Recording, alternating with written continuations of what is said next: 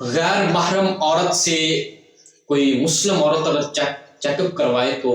اس کا حکم یہ ہے کہ جیسے کوئی مسلم عورت کسی نامحرم مرد کے پاس جائے تو جو اس کا حکم ہوگا وہی غیر مسلم عورت سے چیک اپ کروانے کا حکم ہوگا. یعنی ہمارے ہاں جو مسلم عورت ہے وہ غیر محرم کے پاس اس کا جانا حرام ہے قطعی طور پر. نہ ہی اپنی کمائیاں کھول سکتی، نہ ہی اپنے سر کے بال کھول سکتی ہے، اور نہ ہی اس کے ساتھ نرم لہجے سے بات کر سکتی ہے. تو یہی حکم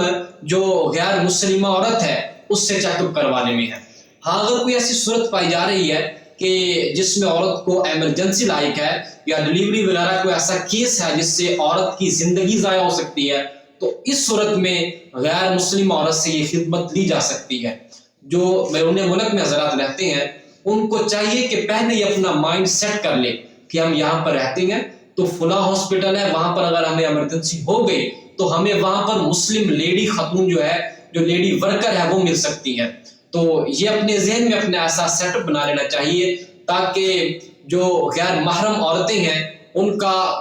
جو غیر مسلم عورتیں ہیں ان کے سامنے اپنا جو ہے وہ ستر کھولنا لازم نہ پایا جائے.